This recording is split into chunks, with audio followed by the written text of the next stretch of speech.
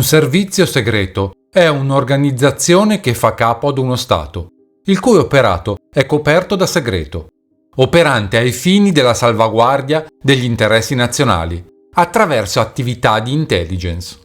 Opera attività di spionaggio all'estero e di controspionaggio nel proprio paese. Ma in queste attività di intelligence sono ricomprese anche le cosiddette black operation, operazioni segrete intraprese da un governo o da un'organizzazione militare, che oltre ad essere operate in clandestinità, implicano eventuali azioni illegali o al limite della legalità secondo il diritto internazionale, come ad esempio sostenere o rovesciare governi o condurre lotte economico-commerciali sotterranee a favore di imprese del proprio paese. E quali potrebbero essere le fonti finanziarie di queste operazioni che ufficialmente non esistono? Tangenti, traffici illeciti di armi e droga, appropriazione e malversazione di denaro pubblico formalmente destinato ad altri fini. È successo ovunque, succede ancora e succederà in futuro. È per tutelare tali ingranaggi che a volte vengono messi in piedi i depistaggi su vicende illegali che possono emergere. Depistaggi per coprire operazioni militari o economiche illecite, a volte per tutelare persone che hanno commesso reati comuni, come l'omicidio, oppure reati di associazione, ma che non possono finire in carcere poiché appartenenti a quell'ingranaggio, vista soprattutto l'alta probabilità che una volta definitivamente detenute queste persone possano parlare o ricattare. E se il depistaggio non funziona, si pensa a far fuggire all'estero il soggetto con l'esfiltrazione, o nei casi più estremi, magari lo si suicida. Quando inizia una guerra, per diversi soggetti è un'opportunità di vendita di apparati militari. Quando una guerra termina, vi è anche lo spazio per la vendita parziale in nero di quanto avanzato. E se qualcuno dell'ingranaggio ruba i fondi neri? È un bel guaio.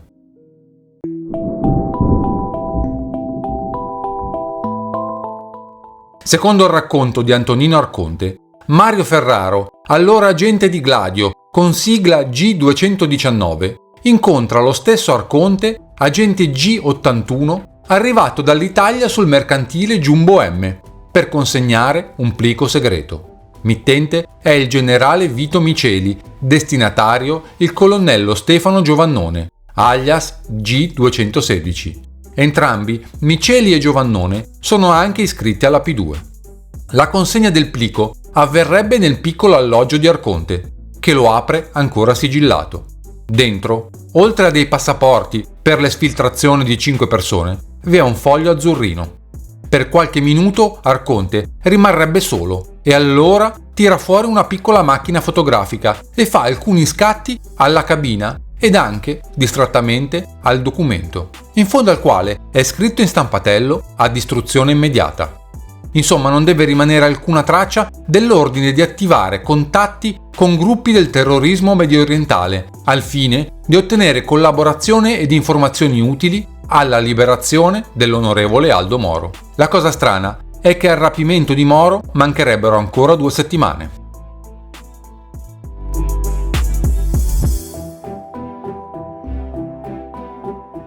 Gladio cos'è? Gladio è un nome in codice per definire il nucleo G o nucleo gamma del Ministero della Difesa, ufficio 10. Ha fatto parte di Gladio? Certo, ho fatto parte di Gladio ci dica e l'ho come è dimostrato avvenuto. perché sono stato screditato. I vostri colleghi hanno sempre condannato per diffamazione aggravata coloro che hanno tentato di screditarmi, ma la stampa italiana non ne ha dato notizia. Come vi fece parte? Sono stato selezionato, erano concorsi interni alle forze armate, sono stato selezionato, addestrato per 3 anni e poi sono entrato in servizio effettivo nel 14 dicembre del 73. Servizio effettivo dove? Come si chiamava? Servizio effettivo nel nucleo G dell'ufficio 10 del Ministero della Difesa a Roma. In corso da macchinista, la mia copertura era quella di stare sui traghetti come identità di copertura. Questa dice riferimento suo imbarco in data 6 marzo 78.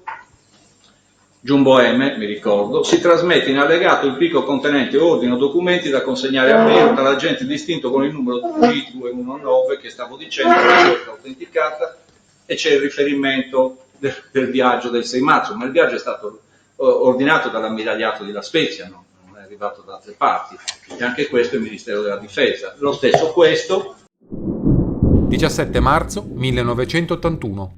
Presso la ditta Giole di Arezzo viene trovata la lista della loggia P2 di Licio Gelli. La lista rinvenuta è certamente parziale. Poco dopo viene costituita la loggia Iside 2 a Trapani. Ne fanno parte giudici, politici, forze dell'ordine e mafiosi. Viene costituita sotto l'egida di Licio Gelli. Quasi una continuazione territoriale dell'ormai bruciata loggia P2. 1 maggio 1981. A Bolzano viene arrestato Herbert Oberhofer, 41 anni. Alcuni trascorsi lo legano alla strategia della tensione in Trentino. Viene arrestato per associazione a delinquere al fine di spacciare sostanze stupefacenti. Nel suo vigneto, 6 mesi prima, erano stati rinvenuti 120 kg di morfina pura, destinata a diventare eroina. L'indagine in Trentino riguarda anche il traffico di valuta, che coinvolge anche personaggi di primo piano del mondo finanziario altoatesino. Ad ordinare l'arresto è il giudice Carlo Palermo, del Tribunale di Trento.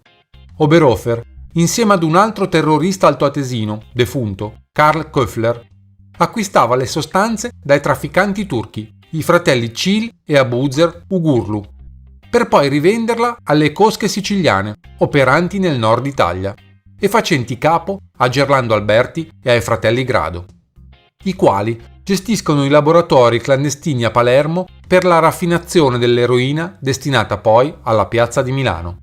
Gli accertamenti evidenziano il ruolo principale avuto dal trafficante siriano Henri Arsan, residente a Milano, il quale riusciva a barattare carichi di armi in Medio Oriente con partite di droga.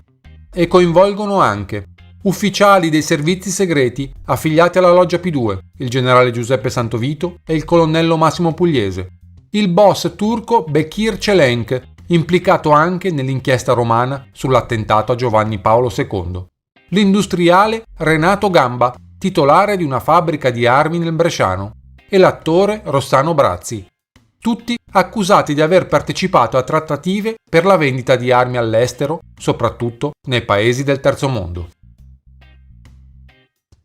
Primi di gennaio 1983. Il giudice Carlo Palermo incontra a Trento Gian Giacomo Ciaccio Montalto, il magistrato di Trapani che sta indagando sulla corruzione politica, sui rapporti con la mafia e di traffici di droga della zona siciliana.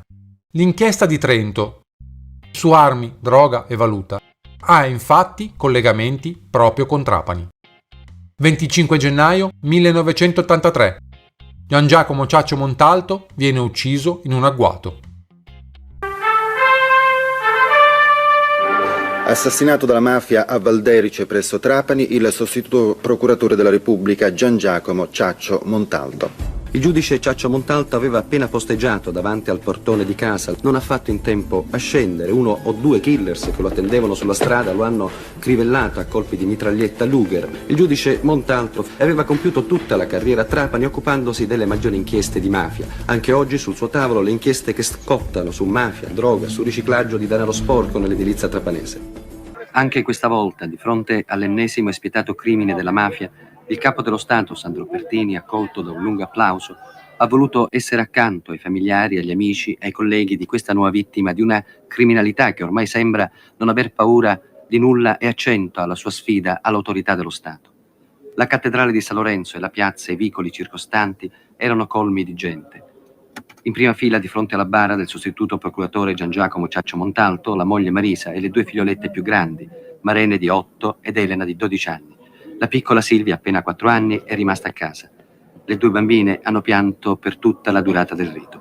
Accanto a loro tanta gente, moltissimi giovani, la parte di Trapani senza dubbio maggioritaria che rifiuta la mafia.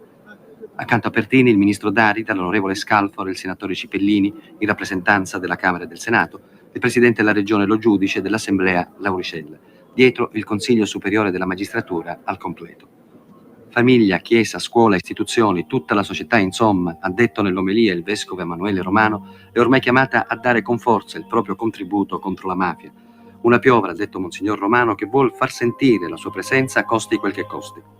Nei volti dei giudici di Trapani, di Palermo, da anni in prima linea nella lotta contro il fenomeno mafioso, il dolore ma anche la rabbia. Dicembre 1983. Carlo Palermo interroga per 2 giorni Ferdinando Mac di Palmestein, giovane finanziere vicinissimo al PSI di Craxi.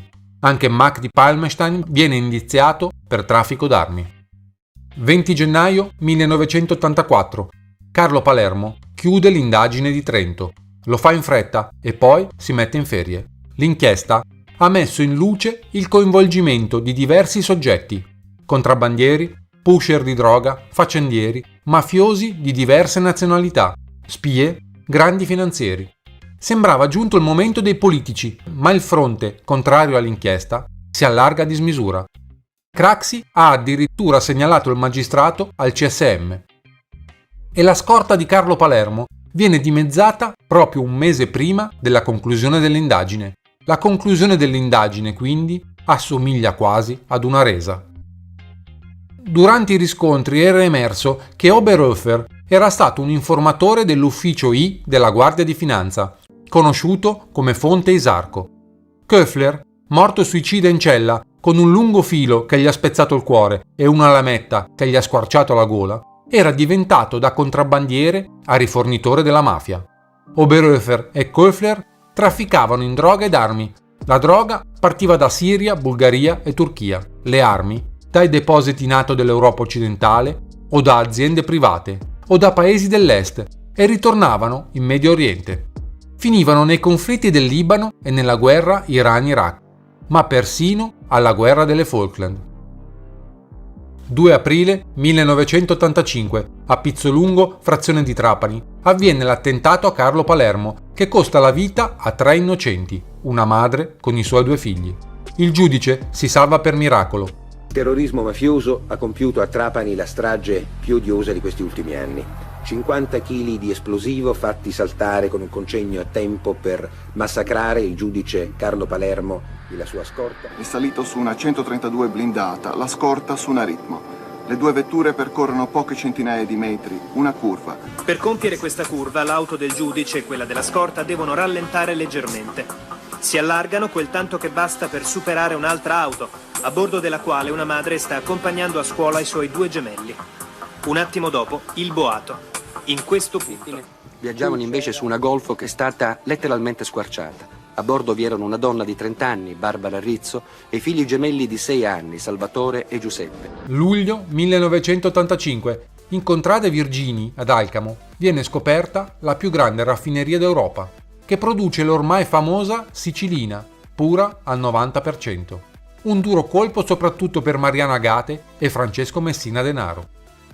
1987. San Vitolo Capo. Tra Castellammare del Golfo e Trapani c'è un paesino, Castelluzzo, con un piccolo aeroporto ed una pista d'atterraggio. Lo gestisce un aeroclub che si chiama Penguin, con sede amministrativa a Trapani. Il Penguin ha un solo aereo ultraleggero di fabbricazione francese e viene usato dai servizi segreti francesi per operazioni di intelligence verso l'Africa. In realtà, l'aeroporto è sotto il controllo del neonato Centro Scorpione, uno dei 5 centri addestramento CAS, centro d'addestramento speciale di Gladio. Ultimo dei centri della Gladio ad essere costituito in Italia. Nessun rapporto con il SISMI ufficiale. Primo comandante è il colonnello dell'esercito Paolo Fornaro, secondo il quale tra i compiti di Gladio a Trapani, oltre a controllare le mosse della Libia in territorio italiano, vi è anche quello di collaborare con l'Alto Commissariato Antimafia guidato da Domenico Sica. Non risulta però che il Centro Scorpione abbia mai prodotto un rapporto in tal senso. Ed anche il successore di Fornaro, Vincenzo Licausi, nega l'utilizzo di Gladio per la lotta alla mafia. Ed il Centro Scorpione ha anche il controllo di una pista a Chinisia, dove vengono effettuate esercitazioni.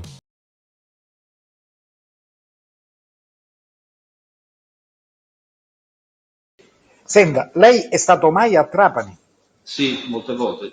Perché e quando se lo ricorda? Beh, tutte le operazioni in Nord Africa erano regolate dalla stazione SK, che però premetto, io la conoscevo come stazione SK. Non so se è il Centro Scorpione che ho letto sui giornali. Questo era il nome che sapevo io di questa stazione qui, che faceva un ponte radio, era per noi, tra Roma e il Nord Africa, proprio perché le comunicazioni non erano possibili né attraverso i cellulari né tantomeno i telefoni o le linee telefoniche. Quindi avevamo queste stazioni radio perché ci tenevano in contatto col comando a Roma. E perché lei veniva a Trapani? La domanda di poco fa. Allora, io sono stato sempre a Trapani sia in andata che in rientro dalla Tunisia, Marocco, Algeria, sia io che altri, non solo io. L'anno in che anno siamo? Le chiedo scusa. Devo dire, sicuramente dopo il 9 marzo dell'83, però non posso essere preciso i giorni, i mesi, fino per quanto mi riguarda, a febbraio 86. Fino a febbraio? Però è servita ancora anche in seguito per le operazioni che l'ammiraglio Martini ha definito in un suo libro successivo, Il golpe morbido, che ha portato alla defenestrazione di Bourguiba in Tunisia fino al novembre 87. Quindi lei arriva al porto, cosa succede quando arriva al porto? Chi viene a prenderla? È solo? Viene qualcuno? Una volta io conoscevo la persona che mi è venuta a prendere un paio di volte, l'ho vista più di una volta, altri invece visti solo una volta, non mi ricordo neanche. E sai il nome di qualcuno di questi? Che lui, io dicevo di chiamarmi Nino, che è il mio nomignolo, però non risulta in nessun documento. Sì. Lui mi aveva detto di chiamarsi Mimmo, ma noi non ci davamo i nomi veri. Sì. Quindi diceva di chiamarsi Mimmo, io non sapevo chi fosse. E ha saputo mai poi chi erano questi? Sì, l'ho saputo però molti anni dopo. E chi era? Era Vincenzo Li Causi. Ricade sotto la sua giurisdizione uno dei processi più importanti. Lei ricorderà il sequestro del cargo Fidelius, il più grosso sequestro di quantitativo di droga fatto nel Mediterraneo. Il Tribunale di Palermo, per competenza, ha trasferito tutto il materiale alla Procura della Repubblica di Marsala. Si tratta del più grosso sequestro di droga, questa è stata trovata, ma si suppone anche di armi provenienti dal Libano, con l'atteggiamento, la sua valutazione di queste cose. Il Mediterraneo come mare infestato. Il processo è pervenuto recentemente alla mia procura, che si è limitata a trasmetterlo al Tribunale, perché il processo è venuto per il dibattimento, è stato già istruito. Ne abbiamo iniziato immediatamente lo studio. Il fatto che il Mediterraneo fosse il centro del traffico internazionale di droga non emerge soltanto da questo processo, emerge da tutte le indagini fatte soprattutto a Palermo, alle quali si rileva che la Sicilia, che sta nel centro del Mediterraneo, è il crocevia di... Fine mese di agosto del 1988. Siamo all'aeroporto abbandonato di Chinisia, in provincia di Trapani. L'orario è vicino all'imbrunire. Stranamente, un aereo militare atterra su quelle piste desolate e subito viene circondato da camion ed autovetture militari. Dall'aereo vengono scaricate delle casse e altre ne vengono caricate non appena il velivolo risulta svuotato. Un'operazione molto veloce, eseguita in un contesto quantomeno particolare, quello di un aeroporto abbandonato. E la singolarità dell'evento non sfugge ad una piccola telecamera che a distanza riprende l'operazione. Dietro la telecamera, Mauro Rostagno.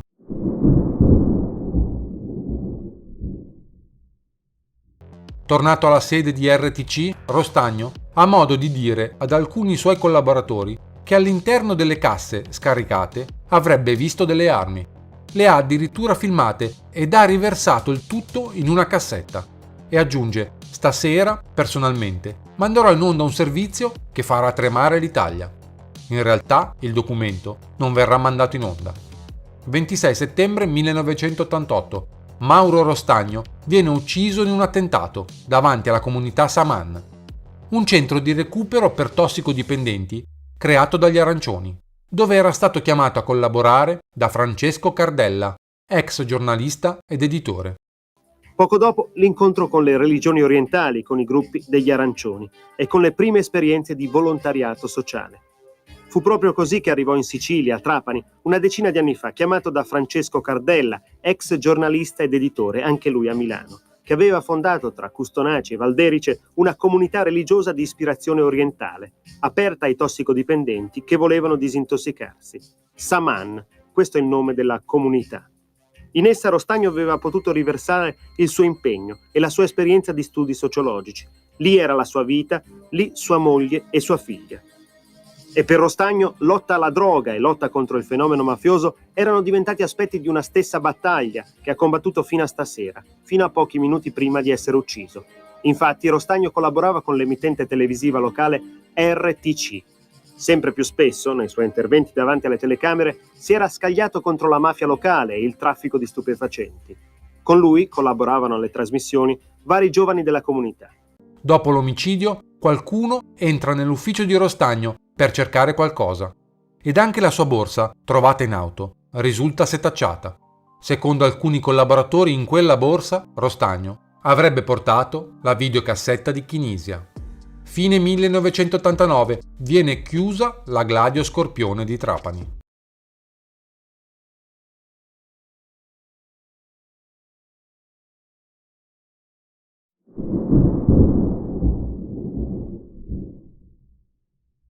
È pronto il servizio sul delitto scoperto ieri notte nei pressi di Piazza Mazzini? Vediamolo.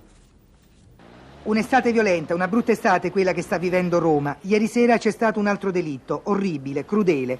Una ragazza di 21 anni, Simonetta Cesaroni, è stata colpita da 29 pugnalate, inferte probabilmente con un tagliacarte.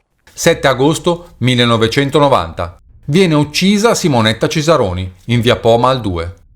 La ragazza viene ritrovata dal suo datore di lavoro, Volponi, che accompagna la sorella. Il corpo è seviziato da 29 colpi, inferti presumibilmente con un tagliacarte. L'ufficio pare parzialmente ripulito. L'edificio, dove è ubicato l'ufficio dell'AIAG, Associazione Italiana Ostelli della Gioventù, è uno stabile di prestigio costruito negli anni 30, con un cortile che ha nel centro una fontana. È formato da 6 palazzine, con i portoni ai lati del cortile, e si trova nella zona elegante del quartiere della Vittoria, a pochi passi da Piazza Mazzini. Nello stesso palazzo, 6 anni prima, era stata uccisa un'altra donna, Renata Moscatelli, morta soffocata. A parte l'ubicazione, nessun elemento sembra però collegare i due omicidi. 8 agosto 90. Nella notte accadono però 3 fatti strani. Una poliziotta della mobile si siede alla scrivania usata da Simonetta Cesaroni per inserire le prime note e le fatture del programma di contabilità e si mette a disegnare un inquietante pupazzo. Non contenta, scrive sotto una frasetta altrettanto inquietante: "Sì, dead, ok".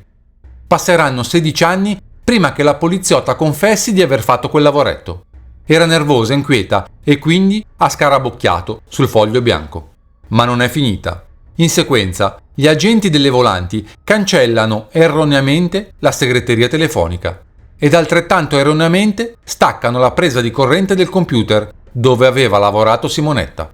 Una rapida occhiata all'organigramma degli Ostelli della Gioventù rivela subito che l'allora segretario nazionale dell'Associazione Italiana Alberghi della Gioventù era cognato del prefetto Riccardo Malpica, nel 1990 direttore del SISDE.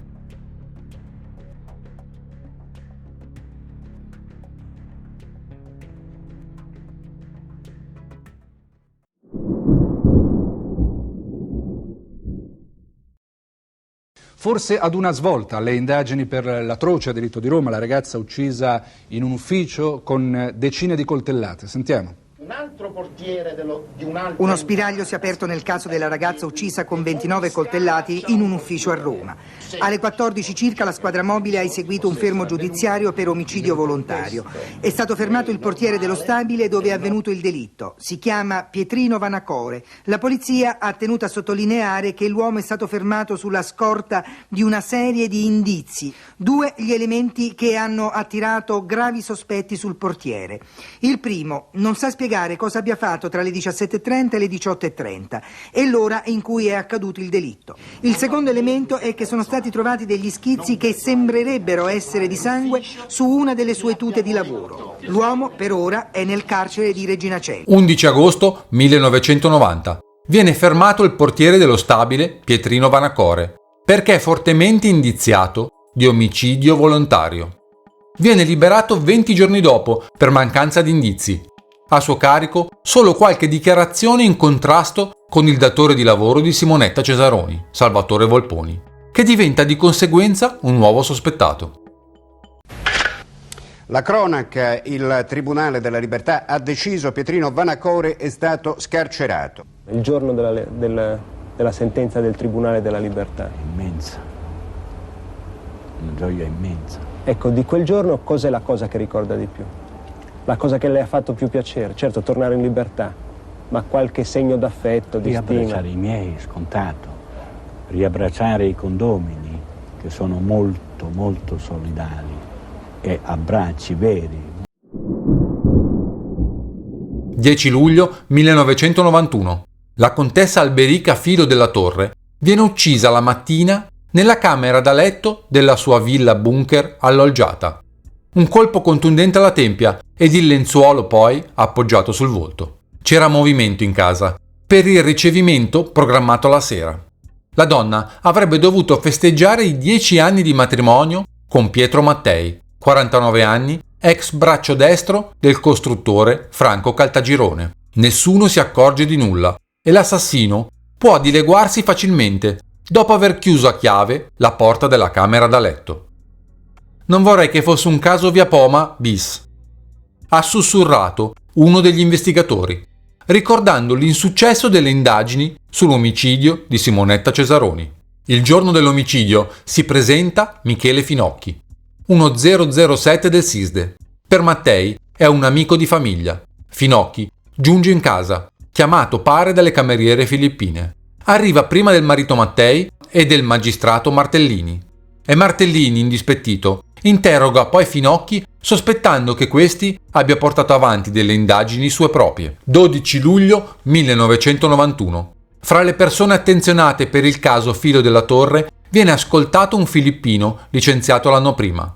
Gli inquirenti pensano che l'omicidio sia scaturito da una tentata rapina, poiché mancano alcuni gioielli e l'assassino doveva conoscere bene la casa per poter fuggire senza essere visto. D'altro canto però, il Rolex è rimasto al polso della contessa e il furto potrebbe essere una messa in scena. 26 luglio 1991. Per l'omicidio della contessa viene indagato Roberto Iacono, un vicino di casa. 5 giorni dopo viene indagato anche il filippino Winston Manuel per alcune macchie di sangue sui pantaloni.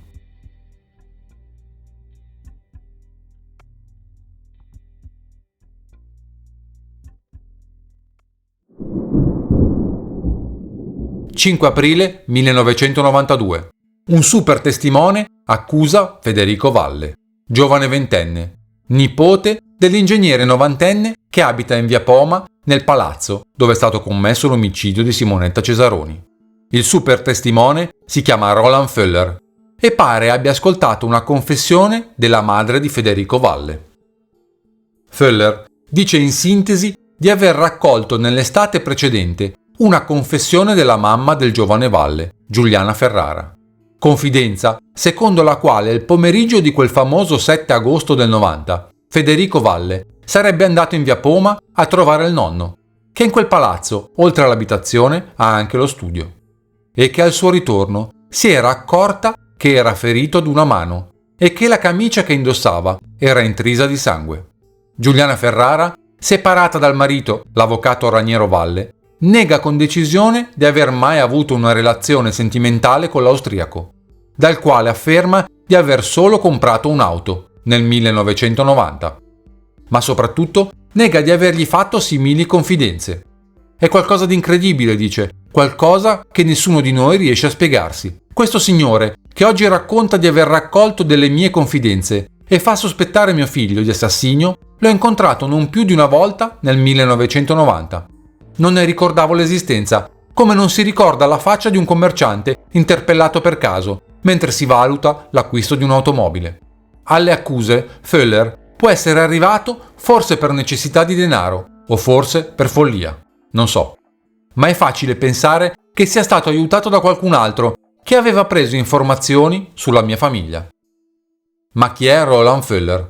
Un cittadino austriaco come tanti, venditore di auto con qualche precedente penale legato alla sua attività. Dice di aver avuto un'amicizia molto profonda con la madre di Federico Valle, Giuliana Ferrara, e dice di aver raccontato tutto alla polizia quando era diventato insopportabile il rimorso. Strana storia la sua, perché questo pentimento arriva ad un anno dall'assassinio di Simonetta, ma soprattutto perché almeno inizialmente gli stessi investigatori non hanno dato retta all'uomo. Solo in un secondo momento, con grande calma, è ascoltato dal pubblico ministero Pietro Catalani. Sono passati almeno 6 mesi dal momento in cui decise di farsi avanti a quando è entrato nella stanza del magistrato. All'uscita dall'incontro con Catalani, ai giornalisti che lo fermano per strada, prima di salire al volante di una malandata BMW marrone, Ronald Wöhler rilascia questa dichiarazione. Non so dire io se sono davvero un super testimone.